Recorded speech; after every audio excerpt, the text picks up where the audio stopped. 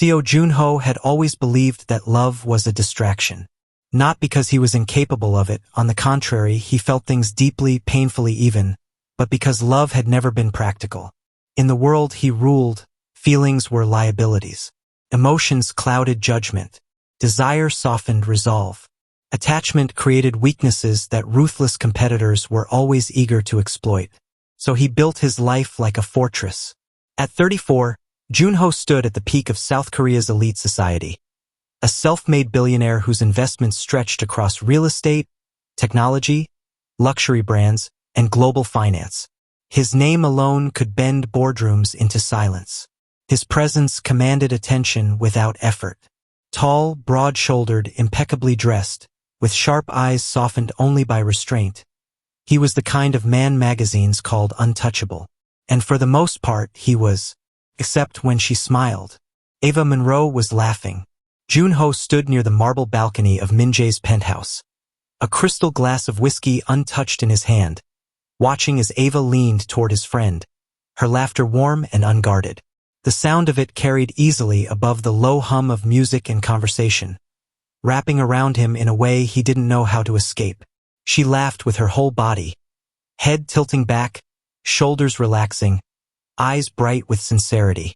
There was no pretense in her joy, no calculation, just warmth, and it unsettled him. Jun-ho. He turned at the sound of Min-jae's voice, his friend grinning widely as he slipped an arm around Ava's waist. "You're being antisocial again," Min-jae teased. "Come join us." Jun-ho forced a polite smile and nodded. "I'm fine here." Ava turned toward him then, her eyes meeting his. "Jun-ho," she said gently, stepping closer. "You always say that, but you never mean it." Her voice was smooth, calm, confident without being arrogant. She had that rare balance, soft yet unbreakable. Feminine without being fragile. Jun-ho had noticed it from the first day Min-jae introduced her. She extended her hand. "Come on. At least pretend to enjoy yourself." Her palm was warm when it brushed his fingers. The contact lasted less than a second. Felt like too much. Jun-ho withdrew his hand smoothly, masking the jolt in his chest with practiced ease. "You're enjoying the party enough for all of us." Min-jae laughed. "She always does." Yes, Jun-ho thought. She always does. And that was exactly the problem. Jun-ho had known Min-jae since university. They had built dreams together in cramped dorm rooms, survived failures, celebrated victories, and promised loyalty without question.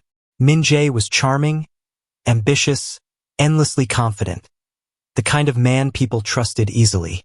When Min-jae announced he was engaged, Jun-ho had expected someone polished, strategic, appropriate. Instead, Ava Monroe walked into his life like a quiet storm. She wasn't loud or desperate for attention. She didn't need to be. Her presence was enough. She carried herself with dignity, spoke with intelligence, listened deeply.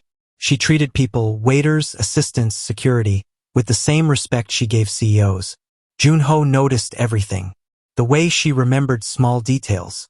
The way she challenged Min-jae without humiliating him. The way she believed in love not as fantasy but as commitment. And the way she loved Min-jae. That was the cruelest part. Jun-ho admired their relationship at first. Truly, he did. He admired how Ava grounded Min-jae, softened his recklessness, made him more human. He admired how Min-jae looked at her with pride, how he held her hand as if afraid to lose her. But admiration is a dangerous thing. It grows. It lingers. And sometimes it becomes longing. Jun-ho never meant to fall in love with her. He never allowed himself to imagine what it would be like if she were his. Until one night he caught himself thinking, if she were with me, I would never hurt her. The thought terrified him. The night everything shattered began like any other. Ava had flown back early from a charity event in Chicago, wanting to surprise Min-jae. She didn't tell him she was coming. She wanted to see his face light up, wanted to remind him that love could still feel spontaneous.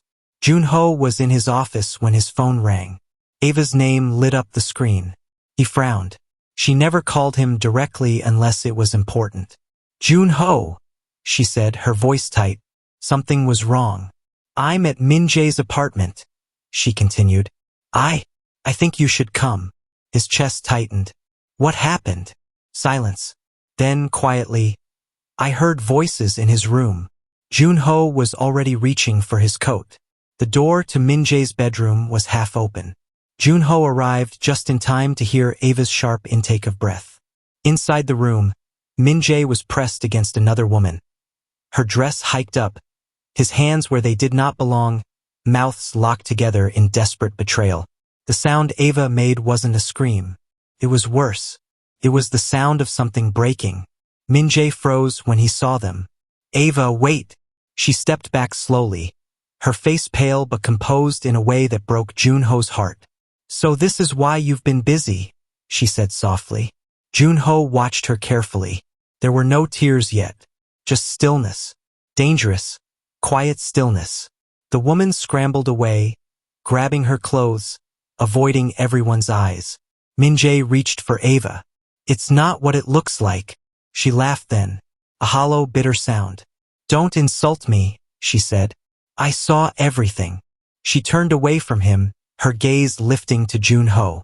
And in that moment, something unspoken passed between them. Pain, recognition, and fate quietly shifting direction. Days passed without direction. Ava Monroe vanished from society, not because she was weak, but because she refused to be watched while she healed. She ignored calls, declined interviews, and let the noise of betrayal fade into silence. Jun-ho did not chase her. He simply remained available. When she finally appeared at his office one evening, she looked different. Still elegant, still composed, but quieter, as if she had shed a layer of illusion. She stood by the window, staring at the city lights. I didn't come here for comfort, Ava said calmly. I came here because you're the only person who hasn't tried to fix me. Jun-ho turned toward her slowly. You don't need fixing. She smiled faintly. That's exactly why I'm here. She faced him then, her eyes steady. I don't trust love anymore, she said. But I trust you. Jun-ho's breath caught. I don't know what my future looks like, she continued. I only know I don't want to feel small again. I don't want to belong to someone who sees me as replaceable. Silence filled the room. Jun-ho chose his words carefully. If you stay near me, Ava, it won't be to make anyone jealous. And it won't be to prove anything to the past. She studied his face, searching for hunger, ambition, expectation. She found none. Then, she said softly, stay with me for a while, as a friend, as someone who reminds me that respect still exists. Jun-ho nodded once. I can do that. As she turned to leave, she paused. And Jun-ho, yes, if I ever choose marriage again, it will be with a man who would never break me. Their eyes met, and for the first time, Jun-ho realized fate was no longer waiting. It had begun. Ava Monroe disappeared the way strong women often do. Quietly, without spectacle, without explanation. No dramatic airport photos. No tearful interviews. No public statements demanding sympathy. She simply withdrew. The world assumed she was broken. But Ava wasn't broken. She was protecting what was left of herself. For the first time in years, she chose silence over explanation, privacy over performance, dignity over defense. She shut down her phone, delegated her responsibilities, and stepped away from the life that had suddenly become too loud. Jun-ho watched it all from a careful distance. He did not call every day. He did not send flowers. He did not appear uninvited. Instead, he created something far rarer. Space. The residence Jun-ho offered her was not his home. It was a quiet hillside villa overlooking the Han River, one of several properties he owned but never used. He made it clear from the beginning that the space was hers alone. He did not move in. He did not cross that boundary. A minimal staff was assigned, instructed to disappear unless needed. Security was present, but invisible. No paparazzi, no curious guests, no familiar faces that would ask questions she wasn't ready to answer. Ava accepted without hesitation. On her first night there, she stood barefoot on the balcony, wrapped in a silk robe, staring at the city lights below. Seoul moved on as if nothing had happened. Her phone vibrated once. A message from Jun-ho. You're safe here. No one will come unless you invite them. Sleep if you can. If not, the terrace lights stay on all night. No advice. No pity. No expectations. Her shoulders relaxed for the first time since the betrayal. Jun-ho handled everything quietly. A driver was always available but never visible unless called. The staff responded only if Ava reached out first. Even the house felt like it respected her silence. Ava cooked for herself most days. She wore soft clothes, tied her hair back, and allowed herself to exist without being watched. She read old books. She sat with her thoughts until they no longer felt sharp. Some nights she cried. Other nights she felt nothing at all. Jun-ho did not intrude, but on certain nights, usually after midnight, he would send a single message. Still awake? If she replied, yes, he would come. Only then. It was past midnight the first time Jun-ho arrived. The staff had already retired for the night. Ava hadn't eaten. He noticed it immediately, the way her energy sagged, the way her voice softened with exhaustion. So he went into the kitchen, not to impress her, not to play house, just to make tea. He moved quietly, as if the space belonged to silence more than it belonged to him. Ava watched from the doorway, surprised, not by the act itself, but by how natural it felt. He didn't announce what he was doing. He didn't ask permission. He simply cared. They sat across from each other at the dining table, steam curling up from their cups as the city slept. Jun-ho never interrupted her. Not once. When Ava spoke, he listened, not to respond, not to correct, but to understand. She talked about growing up learning to be strong before learning to be soft. About believing loyalty was something earned and returned. About how Min-jae used to joke, "You're too good for me," and how she thought it meant devotion. Jun-ho did not defend his friend. That mattered. Instead, he said quietly, "People often confess their flaws long before they reveal them." Ava stared at him for a long moment. "Why didn't you ever warn me?" she asked one night. Jun-ho answered without hesitation, "Because it wasn't my place. And because I wanted to believe he would become the man you deserved." Something tightened in her chest. "That must have hurt," she said softly. Jun-ho lowered his gaze. "Some truths do." She didn't push further. She didn't need to. Weeks passed, and Ava noticed something that unsettled her, in the best way. Jun-ho never crossed lines. He never sat too close, never brushed her hand accidentally, never lingered in her personal space. When she fell asleep on the couch one night, he covered her with a blanket and left the room. When she cried during a conversation and turned her face away in embarrassment, he didn't move closer. He only said, "You don't need to apologize." Those words stayed with her. She realized she felt safe, not because he promised anything, but because he never asked for anything. One evening, Ava joined him in the kitchen unexpectedly. He was making tea again, simple, unhurried. "You always do things gently," she said.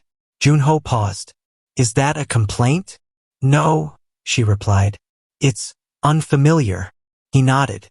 "Gentleness is learned." She studied him. "From pain." Yes. That was when she realized something important.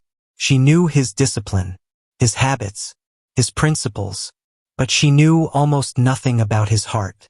"You never tell me what you feel," she said quietly. Jun-ho met her gaze calmly. "Because my feelings are not your responsibility." The words settled between them, not as a confession, but as a boundary. And Ava understood. This man would never make her carry his emotions like a burden. It was raining the night Ava finally broke. She sat on the floor beside the couch, knees drawn to her chest, staring at nothing. "I gave him everything," she whispered. "I loved him like I wouldn't survive losing him." Jun-ho knelt nearby, but did not touch her. "You survived," he said gently. She shook her head. "I changed." "So did I," he replied. For a long moment, neither of them spoke, and Ava realized this quiet, steady presence felt more intimate than anything she had known before. because it asked for nothing. Across the city, Min-jae felt the absence like a wound. Ava had vanished without begging, without rage, without trying to win him back. When rumors reached him, whispers of her staying under Jun-ho's protection, something twisted painfully in his chest. Jealousy, regret, fear. He tried calling Jun-ho. The call went unanswered. Ava Monroe had not cried the night she caught Min-jae cheating. She had not cried during the long drive away from his apartment. Not when she returned the ring. Not when the world began whispering. She had kept her spine straight and her face calm, as if composure itself could protect her from collapse. So when the tears finally came, they surprised even her. It was late. The kind of late where the world softened, where sounds dulled and thoughts grew louder. Rain tapped gently against the terrace doors, steady and patient. Ava sat curled at one end of the couch, a blanket around her shoulders, staring at the muted television without seeing it. Jun-ho sat a short distance away, giving her space as he always did. For a long time, neither of them spoke. Then Ava's shoulders trembled. It was subtle at first, just a shudder she tried to swallow back. She pressed her lips together, breathing shallowly, willing herself to stay composed. Jun-ho noticed immediately. He stood slowly, carefully, as if sudden movement might frighten her emotions back into hiding. "Ava," he said quietly. She shook her head without looking at him. Please don't ask me if I'm okay." He didn't. He lowered himself to the floor beside the couch instead, close enough to be present, far enough to be respectful. "I won't," he said. That was all it took. The dam broke. Ava covered her face as the sob escaped her chest, raw, unrestrained, nothing like the dignified silence she had mastered. "I tried so hard," she whispered through tears. "I tried to be everything he needed." Her breathing hitched, the words tumbling out now that they had found a way through. "I made myself smaller when he felt insecure. I made myself quieter when he felt threatened. I loved him in all the ways he asked, and in so many he never noticed." Jun-ho listened, his chest tight, his hands clenched loosely at his sides. "I kept telling myself that love was compromise," she continued. "That being chosen meant enduring things quietly." Her voice broke completely then. "But I never felt chosen," she cried. "Not really." That sentence shattered something in the room. Jun-ho didn't think. He moved. He sat beside her on the couch, close now, close enough that she could feel his warmth, his steady presence. He didn't pull her to him. He simply opened his arms. A silent invitation. Ava hesitated only a second before collapsing into him. Her forehead pressed against his chest as her hands fisted into the fabric of his shirt. The sobs came harder now, her body shaking with everything she had refused to feel. Jun-ho wrapped his arms around her slowly, deliberately. One hand resting between her shoulder blades, the other steady at her back. Not possessive, protective. He held her like something precious that had already been broken once. She cried until her chest hurt, until the weight inside her finally loosened, until her tears soaked through his shirt. Jun-ho didn't move, didn't speak, didn't rush her healing. He simply stayed. When the sobs softened into quiet tears, Ava finally spoke again. Her voice hoarse, vulnerable in a way she had never allowed herself to be. "He never looked at me the way you do," she said faintly. Jun-ho stilled, but did not pull away. "He wanted me," she continued, "but he never saw me. I was always proving, always giving, always waiting for him to love me the way I loved him." She lifted her head slightly, her cheek still pressed to Jun-ho's chest. "I don't think he ever knew how." Jun-ho's jaw tightened. "That wasn't your failure," he said quietly. She laughed weakly. "It felt like it was." His voice softened even more. "Love," Jun-ho said, choosing each word with care, "is not supposed to shrink a woman." Ava's breath caught. "It should make her bloom," he continued. "It should make her feel seen, cherished, safe enough to be fully herself." Her tears resumed, but these were different. They were quieter, healing. Ava stayed there, curled against him, feeling the stagnant steady rhythm of his heartbeat beneath her ear. It was calm, unrushed, reliable. She realized, with a start, that this was the first time she had ever been held without expectation. No urgency, no agenda, no unspoken demand, just presence. "I don't know how to do this anymore," she admitted softly. "I don't know how to trust love." Jun-ho lowered his chin slightly, resting it gently against her hair. "Then don't trust love," he said. "Trust actions. Trust consistency. Trust time." She nodded faintly. "I'm scared," she whispered. "I know," he replied. He didn't say, "I'll protect you." He didn't say, "I'll never hurt you." Instead, he said the one thing that mattered most. "You don't have to be brave here." They stayed that way for a long time. Long enough for the rain to slow. Long enough for Ava's breathing to steady. Long enough for something fragile and precious to take root between them. When she finally pulled back, her eyes were red, her lashes wet. She looked at Jun-ho, really looked at him. "You stayed," she said quietly. "Yes." "You didn't fix anything." "No." A faint, tired smile touched her lips. "Thank you." Jun-ho returned the smile gently. Anytime. He did not kiss her. He did not linger when she stood. But when she walked away that night, Ava knew. Something fundamental had changed. That same night, Min-jae sat alone in his apartment, replaying memories he could no longer outrun. Ava's laughter, her patience, her unwavering loyalty, and the man he had underestimated. For the first time, Min-jae understood. He hadn't just lost a woman. He had lost the right to her. Ava Monroe did not expect the humiliation to come dressed as concern. It happened on a Tuesday morning, disguised as kindness, wrapped in a public apology that was never meant for her. She was scrolling through her tablet, half awake, coffee untouched beside her, when Min-jae's face filled the screen. A press conference. Unannounced, uninvited, and unmistakably deliberate. Min-jae stood before a line of cameras, dressed in a tailored navy suit, his expression carefully rehearsed, somber, reflective, wounded just enough to evoke sympathy. "I made a mistake," he said, voice steady. "A personal failure that cost me the woman I love." Ava's stomach dropped. And her back. "Do you believe she's being influenced by someone else? Are rumors of CO Jun-ho's involvement true?" Min-jae hesitated just long enough. "I don't want to speculate," he said carefully, "but I do hope Ava remembers who loved her first." Ava turned the tablet off with a sharp tap. Her hands were shaking. He hadn't shouted. He hadn't insulted her. He had done something far worse. He had spoken for her. He had placed her in a narrative where she was the patient woman, the forgiving woman, the woman waiting quietly to be reclaimed. Her chest tightened, not because she missed him, but because he still believed he had access to her story. Ava stood and walked to the terrace, the city stretching endlessly before her. The wind was cool, grounding. She inhaled deeply, steadying herself. She thought of the woman she had been, waiting, adjusting, softening herself to fit inside someone else's comfort. And she knew, with sudden clarity, that woman is gone. By afternoon, speculation had exploded. Social media dissected Min-jae's words. Commentators debated Ava's silence.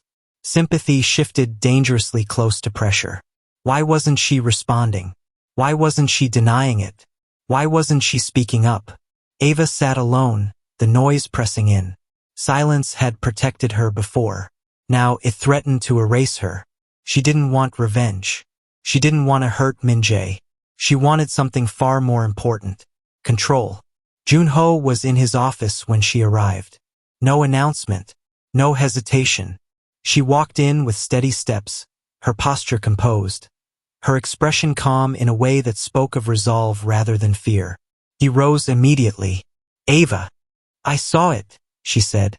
"The press conference." His jaw tightened. "I'm sorry." She shook her head. "Don't be. This isn't about him anymore." She took a breath, grounding herself. "I need to understand my options," she continued. "Not emotionally, strategically." Jun-ho studied her carefully. Then let's speak plainly, he said. Sit. They sat across from each other. No tension, no expectation, just honesty. He wants me back, Ava said calmly. But more than that, he wants control over how I'm seen. Jun-ho nodded. Yes. I won't respond publicly, she continued. Not yet. But silence alone won't protect me anymore. She met his gaze directly. I need to decide how I want the world to see me next. Jun-ho leaned back slightly, giving her space even now. And what do you want? He asked. Ava didn't answer immediately. She thought of the villa, the quiet, the safety, the night she cried in his arms. I want dignity, she said finally. I want peace. And I want a future where no one can claim me like property again. Jun-ho absorbed her words without interruption. Ava's hands rested calmly on the table as she spoke again. There's one option people will never question, she said. One decision that ends speculation instantly. Jun-ho's gaze sharpened, not with excitement, but with seriousness. Marriage, he said. Yes. Silence followed. Not awkward. Respectful. Jun-ho did not smile, did not lean forward, did not seize the opening. Instead, he asked the most important question. Are you considering this because it protects you? He said carefully. Or because it feels right? Ava swallowed. Both, she answered honestly. And I wouldn't come to you if either answer was no. He studied her face, searching for cracks. Panic, desperation, impulse. He found none. If we discuss this, Jun-ho said slowly, it will not be revenge. I know. It will not be a performance. I wouldn't survive that. And it will not cost you your autonomy. Her eyes softened. That's why I'm here. Jun-ho stood, pacing once before stopping across from her. A marriage like this would be public, he continued. Powerful, permanent in the eyes of society. I understand. And privately, he added, it would be slow, respectful, on your terms. Ava's breath steadied. That's exactly what I want. Jun-ho returned to his seat. If you choose me, he said quietly, it will be because you want to, not because you're afraid of being alone, not because someone embarrassed you. Ava held his gaze. I'm not afraid anymore, she said, and I don't want to disappear again. A long pause followed. Then Jun-ho said something that surprised even himself. I won't ask you to marry me. She tilted her head slightly. Why? Because this choice has to be yours, he said. Completely. Ava stood. She walked around the table slowly, stopping in front of him. I'm choosing, she said, with open eyes. He rose to face her. They stood close, not touching but aligned. Not lovers. Not yet, but equals. Min-jae watched the silence stretch longer than he expected. No response. No plea. No denial.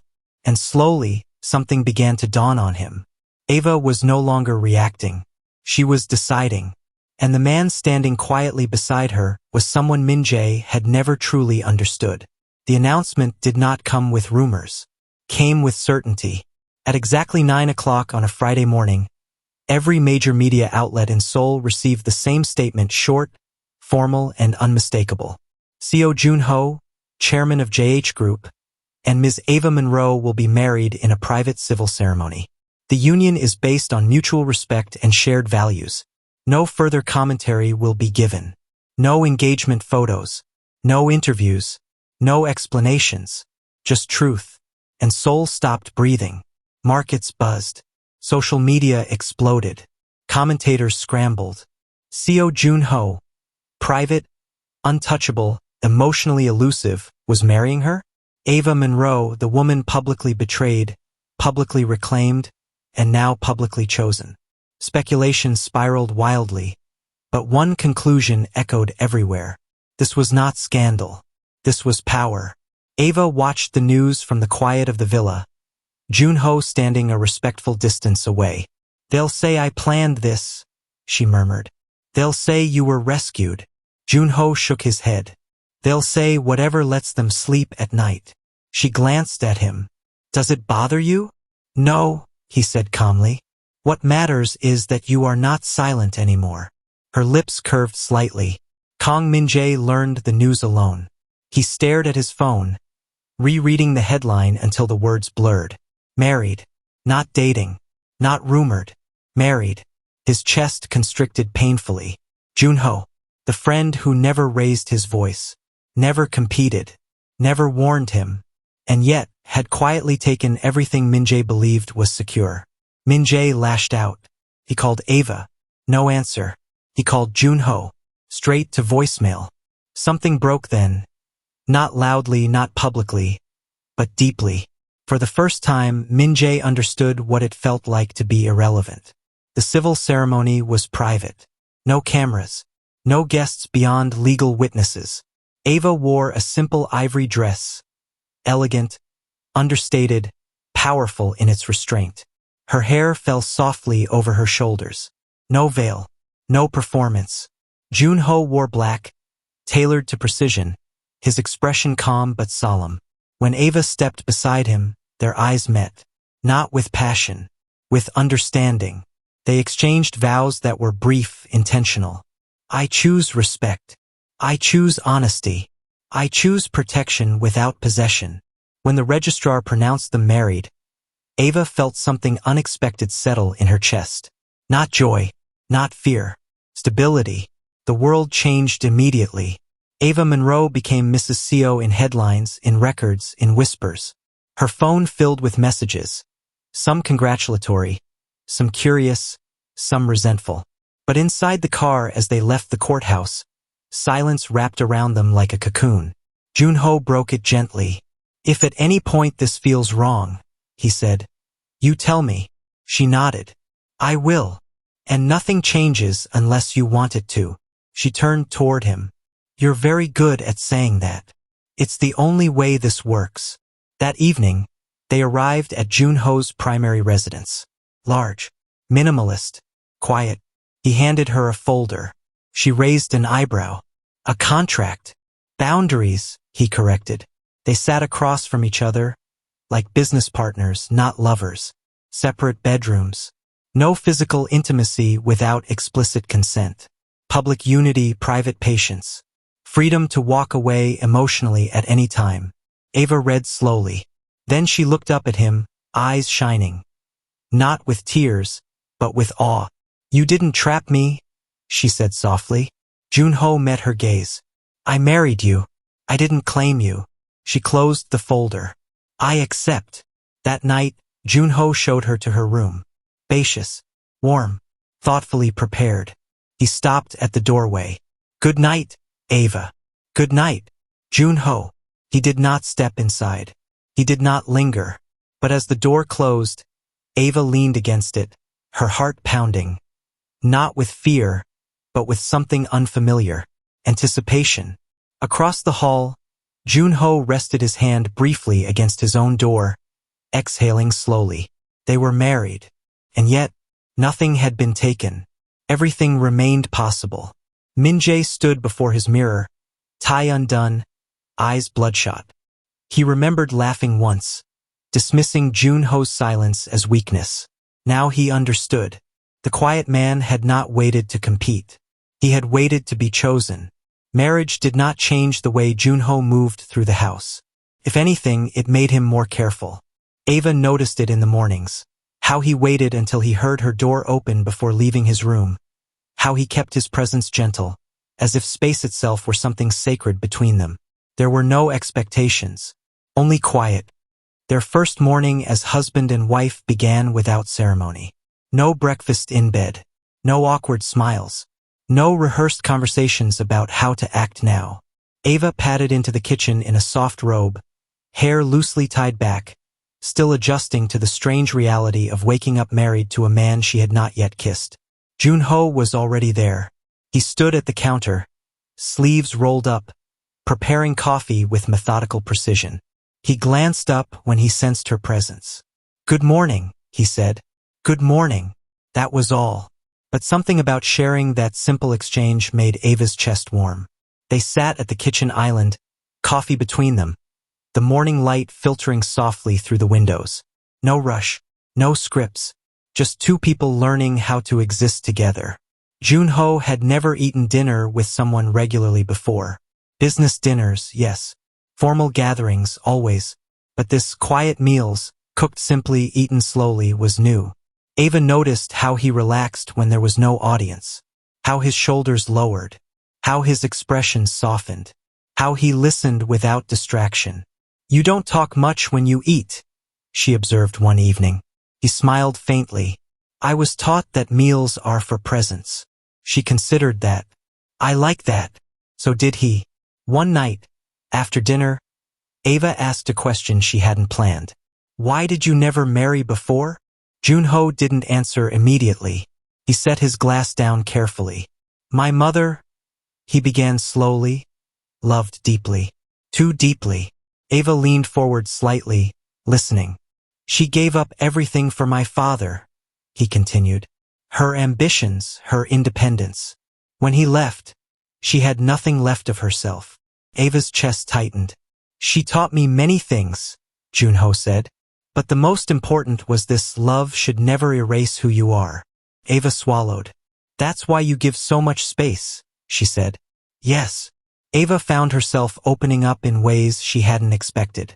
One evening, as they folded laundry in quiet companionship, she spoke without looking at him. "I'm afraid of being too much," she admitted. "Too strong. Too emotional. Too visible." Jun-ho paused. "No one has ever been too much for the right person," he said. She laughed softly. "Min-jae used to say I made him feel small." Jun-ho's voice was firm but calm. "That was his wound. Not your fault." Tears pricked her eyes. Not from sadness, but relief. They learned each other in fragments. Jun-ho learned Ava hummed when she was nervous. Ava learned Jun-ho drank tea when he couldn't sleep. He learned she liked quiet music at night. She learned he needed silence in the mornings. Sometimes their hands brushed in passing. Each time they both noticed. Neither rushed it. One evening, Ava found Jun-ho on the terrace, watching the city lights. She joined him, leaning against the railing. "This feels easy," she said. He nodded. "Because no one is being chased." She smiled at that. After a moment, she spoke again. "I don't feel like I'm performing anymore." Jun-ho turned toward her. "Good," he said. "You never should have." There were moments, many of them, where the air grew thick. A look held a second too long. A breath caught unexpectedly. A hand paused mid-motion. But Jun-ho never crossed the line. And Ava began to realize something quietly powerful. His restraint wasn't distance. It was care. Late one night, as Ava stood in her doorway, Jun-ho passed by on his way to his room. "Good night, Ava." "Good night, Jun-ho." She closed her door slowly. And for the first time since everything began, Ava pressed her palm to her chest and smiled. Not because she was in love, but because she was no longer afraid of it. Desire did not arrive loudly. Came quietly, like everything else with Jun-ho. Ava noticed it first in the way his eyes lingered. Not on her body, on her. It happened on an ordinary evening. They had finished dinner, dishes set aside, the house wrapped in that calm hush that came only after sunset. Ava stood by the counter, tying her hair up, unaware she was being watched. Jun-ho leaned against the doorway. He had been there for a while, watching the simple grace in her movements, the softness she allowed herself now that she felt safe, the way she existed without armor in his presence. When she turned and caught his gaze, something was different. Not hunger, awareness. Her breath caught. "Is something wrong?" she asked. Jun-ho shook his head slowly. "No," he said. "Something is honest." Her pulse quickened. He stepped closer, but stopped well before her space. Always careful, always asking without words. "Ava," he said quietly, "may I say something?" She nodded. "I don't want you to misunderstand," he continued, "or feel pressured, or feel like this changes what you are allowed to feel." Her heart thudded. "But I need you to know this," he said, his voice steady though his eyes were not. "I see you. Not I want you. Not I've waited. Just, I see you." and somehow that was more intimate than anything she had ever heard. Jun-ho's gaze shifted, slowly, deliberately, from her eyes to her lips, then back. Ava felt it like a physical touch. No man had ever looked at her like that without trying to take something. This look held nothing but appreciation. Heat spread through her chest, unfamiliar and terrifying in its gentleness. "You don't look at me like Min-jae did," she whispered. Jun-ho's jaw tightened. "How did he look at you?" "Like I was lucky he chose me." Jun-ho stepped closer, still not touching. "I look at you," he said, "like I am lucky you are here." Something inside Ava softened completely. She realized then this was desire. Not rushed, not demanding, not consuming. Desire that waited. Desire that respected her breathing, her silence, her space. Her fingers trembled slightly at her side. Jun-ho noticed. He stopped moving altogether. "Are you comfortable?" he asked immediately. She swallowed. "Yes." "Do you want me to stop?" "No." That single word felt brave. Slowly, deliberately, Jun-ho lifted his hand. He did not reach for her waist, did not pull her closer. Instead, he brushed his knuckles lightly against her wrist. Barely there. The sensation sent a shiver through her. Ava exhaled sharply. Jun-ho's eyes darkened. Not with possession, but restraint. "If this ever feels like too much," he murmured, "you tell me." She looked up at him. "I don't feel scared," she said. "I feel chosen." He closed his eyes briefly, as if grounding himself. "No one ever taught me," Ava admitted softly, "that desire could feel like this." Jun-ho opened his eyes. "Desire," he said, "should never make a woman feel small." He lowered his hand. Not because he didn't want to touch her, but because he wanted her to trust him. That choice did something profound to her. They stood there for a long moment, breathing the same air, hearts pounding in the same rhythm. Then Jun-ho stepped back. "Good night, Ava." Her chest felt warm, alive. "Good night, Jun-ho." As she walked toward her room, Ava realized something that made her stop in the hallway. For the first time in her life, she had been desired without being reduced. Behind her closed door, Ava leaned against the wood, hand pressed to her heart. She was not shaking from fear. She was shaking from possibility. Across the hall, Jun-ho sat on the edge of his bed, staring at his hands. He wanted her, but more than that, he wanted her safe. And that was how he knew. This wasn't infatuation. It was love arriving carefully. Ava reached for him first on a rainy afternoon. Not with her hands, with a question. They sat in the living room, rain streaking softly down the tall windows. Jun-ho was reading, glasses perched low on his nose, calm as ever. Ava watched him for a long moment. "Jun-ho," she said, "when did you start loving me?" The room went very still. Jun-ho closed his book carefully. Not startled, not defensive, only honest. "I loved you quietly," he said, "long before you ever looked at me." Her breath caught. "I loved your kindness first, the way you made people feel seen, the way you stayed loyal even when it cost you." Ava's chest tightened painfully. "But I never allowed myself to want you," he continued. "You belonged to my friend." She lowered her gaze. "So you just buried it?" "Yes." He met her eyes steadily. "Because love that takes is not love. It's theft." Tears gathered in Ava's eyes. "I never hoped you would leave him," Jun-ho said. "I never prayed for your pain." His voice softened. "When you were hurt, I only wanted you safe." Ava covered her mouth, overwhelmed. "You married me to protect yourself," he said. "I married you to protect you." The words landed softly, but they changed everything. "No one has ever loved me like that," Ava whispered. Jun-ho didn't move closer. "I don't need you to love me back," he said. "I just need you to know you were never alone." She stood suddenly, crossing the space between them. Not rushed, not panicked, intentional. She knelt in front of him, taking his hands in hers. "You waited," she said. "Yes. For years. For as long as it took." Her tears fell freely now.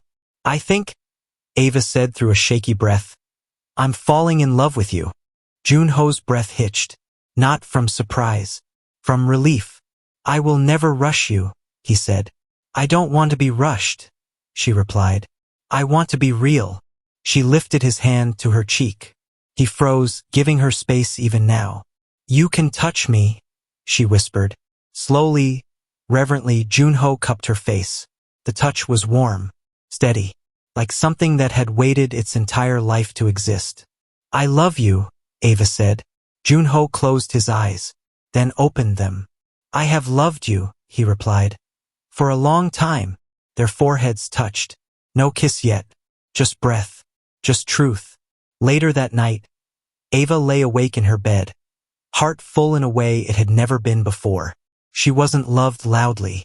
She was loved deeply. Across the hall, Jun-ho stared at the ceiling, hand resting over his heart. He had waited, and it had been worth it. Ava woke that morning with a calm she did not recognize at first. There was no heaviness in her chest, no anger waiting to be fed, no ache demanding justice, only clarity. She lay still, sunlight spilling gently across the bed, and realized something profound had shifted inside her. She was no longer reacting to what had been done to her. She was choosing what came next. Later that morning, Ava found Jun-ho in the study. He looked up when she entered, immediately attentive as he always was, but never imposing. She closed the door behind her. Jun-ho, she said quietly. I chose you once because I needed safety. He listened without interrupting. I'm choosing you now, she continued, because I want you. The words settled between them, soft, powerful, final. Jun-ho stood slowly. Are you sure? He asked, not out of doubt but respect. Ava nodded. I'm not running anymore. I'm not proving anything. I'm not hiding behind strategy. She reached for his hands. I love you. Fully. Something in Jun-ho's expression finally broke open. Not control, not restraint, but joy. He pulled her into his arms then. Not hesitant, not restrained, certain. Marriage stopped being an agreement in that moment. It became a home. Love did not change Ava all at once. It revealed her. People noticed it before she did. The way she stood straighter. The way she laughed without checking who was watching. The way her voice no longer wavered when she spoke. Ava was not softer because she was loved. She was braver. Jun-ho watched this transformation with something close to awe. He never tried to shape her. He simply gave her room to grow. Jun-ho had always been controlled, measured, strategic. But marriage had altered him in ways the public could not miss. He smiled more small, genuine smiles that reached his eyes. He touched Ava openly, an arm at her back, fingers interlaced in public. He listened to her before he spoke.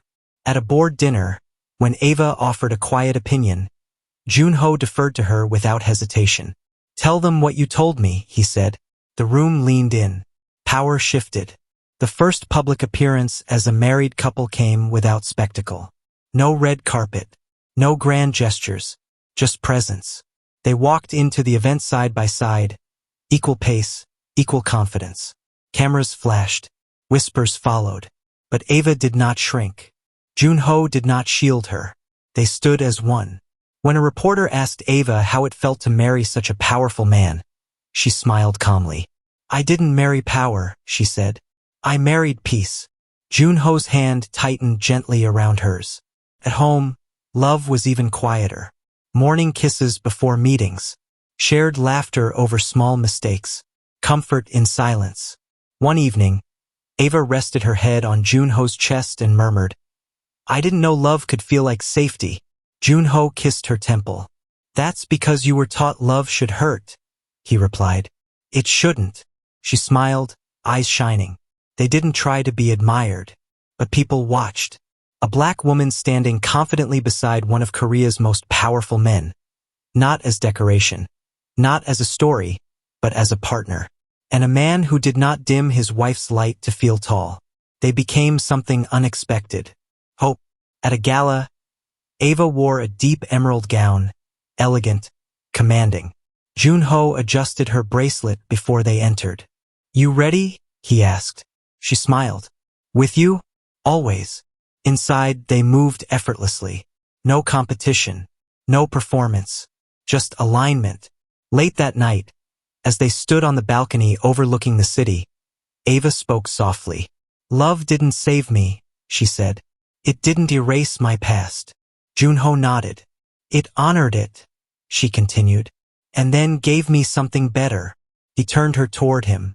"You were always enough," he said. "Love just reminded you."